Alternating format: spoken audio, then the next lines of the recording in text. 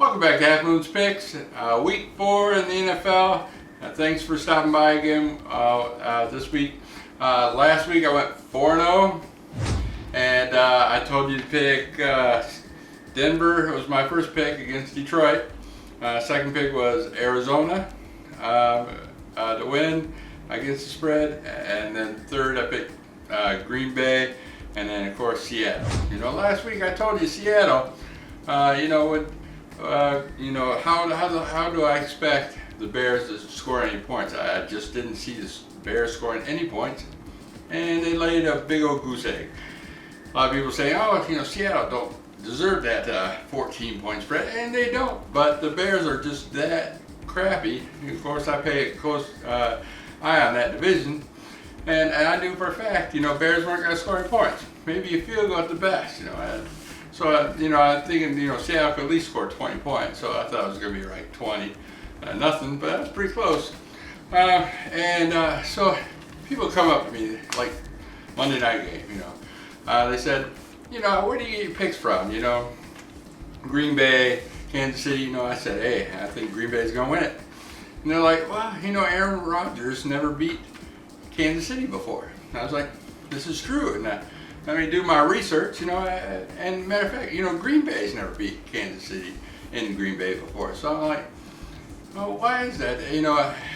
So I look at the teams, and I'm looking, you got Kansas City's red, and you got Green Bay who's yellow, a couple of primary colors, And so if someone were to be colorblind, let's say, Aaron Rodgers, you would see nothing but, the same shade of helmet. It's the same shade, and their primary colors, they produce the same shade. Sure, you can go reflectance and all that stuff, but primarily it'd be both the same shade. So would blue, for that matter of fact. So looking on that spectrum, I'm like, well, let me do my research. So I'm going to go to the library and look up, shades of gray. So I grabbed this book, and I'm thinking, hey, maybe I could learn more about, color blindness and learn why, Aaron Rodgers can't beat Kansas City. And then after reading this book, it told me absolutely nothing, and I just went with the hunch. Let's get those picks started.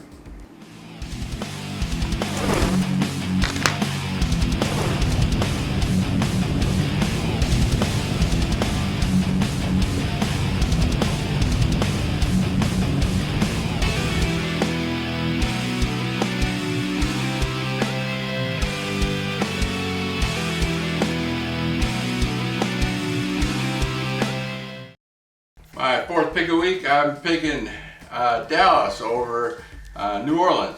Dallas is traveling to New Orleans. New Orleans Saints was without Drew Brees. 4-point spread. Give me those points. That's automatic. It's over a field goal.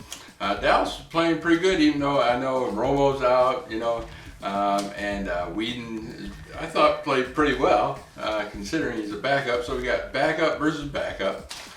Saints have them win one at home. That's what, 8 meetings, something like that. And they're just, a poor team.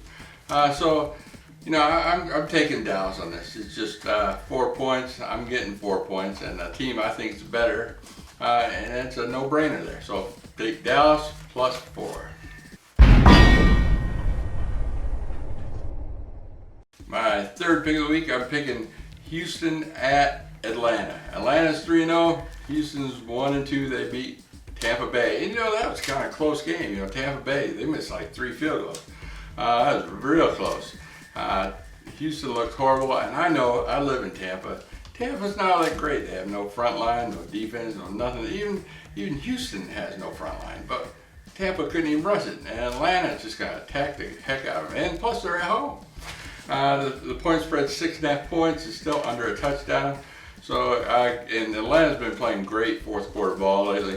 So give me Atlanta to beat Houston by more than 7.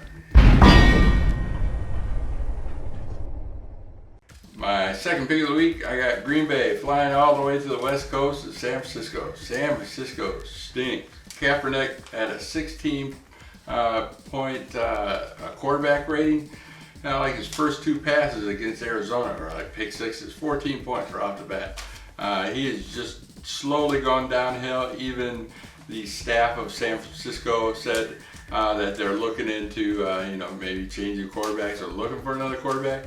Kaepernick's not the answer. Now we got Green Bay, who's just looking flawless here on Monday night. I don't see them, having any kind of difficulties. Even no garbage touchdown passes at the end of the game for San Francisco. Nothing. This is going to be a complete blowout. So take Green Bay minus 9.5 over San Francisco.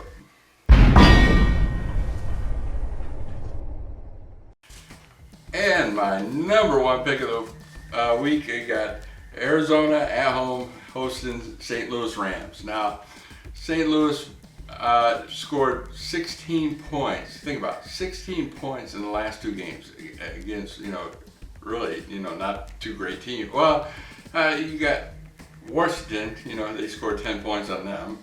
And then Pittsburgh, who has no kind of defense, they only scored 6 points. Yeah, so it's 16 points in the last 2 weeks. And here's Arizona week 1. They scored 40. Second week 48, and last week 47. So here's a team that hasn't scored anything under 40 points all year.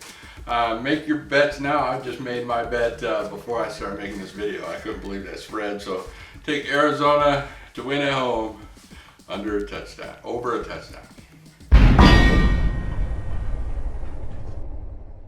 All right, that's my picks for the week. Go down to scoreboard, roll it please. We got a 5-way tie for 100%. Like I said, the prognosticators did great this weekend.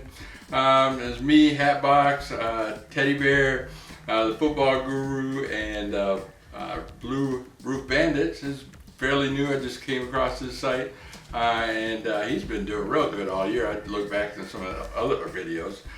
So he got 100%. Below that is NFL Prognosticator, Predictor 316. 78%. He did great this week.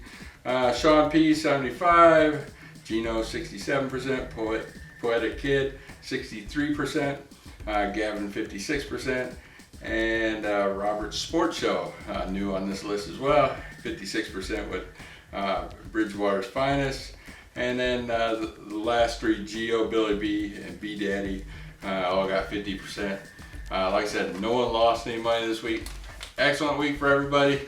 And that's it. That's a wrap. I'll see you next week. Peace.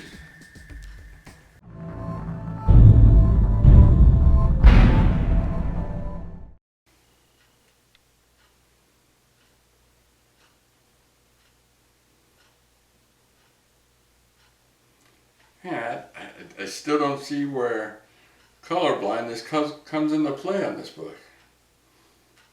Why are they rubbing that stuff there?